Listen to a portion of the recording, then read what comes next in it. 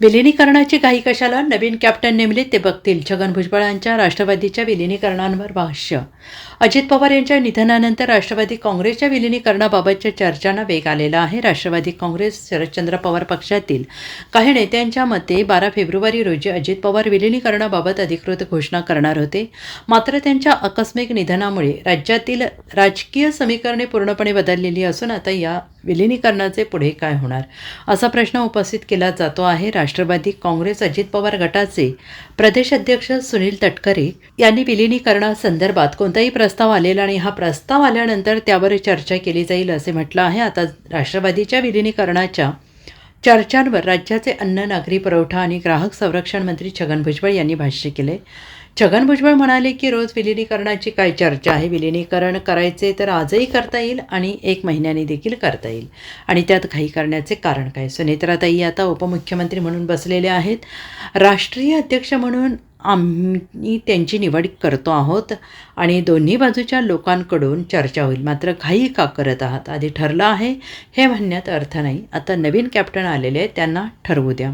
माझ्यासमोर कधी हा विषय आलेला नाही. राष्ट्रीय अध्यक्ष म्हणून सुनेत्राताई यांना बसवणे हा माझा अजेंडा आहे. हे 100% ठरलं आहे असंही त्यांनी म्हटलं आहे. असं आहे ना की मला हे कळत नाही की रोज विलिनीकरण काय ही चर्चा आहे. विलिनीकरणाचं काय करायचं? आजही करता येईल, 1 महिन्याने करता येईल, 2 महिन्याने करता येईल. घाई करण्याचं काय कारण काय आहे? सुनेत्राताई तेथे आता उपमुख्यमंत्री म्हणून बसलेले आहेत. राष्ट्रीय अध्यक्ष म्हणून सुद्धा आम्ही त्यांची निवड करणार आहोत. त्याच्यानंतर त्या पक्षाचे जे काही प्रमुख लोक आहेत किंवा त्यांना ज्यांना वाटतात त्या सगळ्या लोकांना कमिटीला बसून बोलवतील, काय करावं, चर्चा होईल. शेवटी एवढे मोठे निर्णय जे आहेत हे दोन्ही बाजूच्या लोकांनी चर्चा करूनच होईल ना. तर ते होईल, त्याच्याबद्दल एवढी घाई करायचं काही कारण नाही. परंतु आज ते ठरलंच होतं, ते झालंच पाहिजे ह्या म्हणण्यात काहीच आता अर्थ राहिला.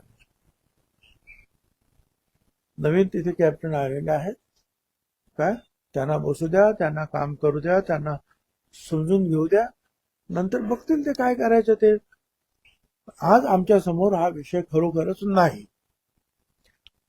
कधीच माझ्या समोर जर तुम्ही सांगितलं हा विषय काय आहे तुमच्या समोर, तर त्यांनी ते स्थिर स्थावरपणे व्यवस्थित बसतं आणि त्यांची राष्ट्रीय अध्यक्ष म्हणून निवड करून घेणं हा माझ्या समोरचा असलेला प्राथमिक अजेंडा आहे. त्यांना राष्ट्रीय अध्यक्ष करण्याचा निर्णय ठरला 100%. आता ते ठरलाय का वगैरे ते काय विचारू, मी सांगितलं 100% संपला विषय.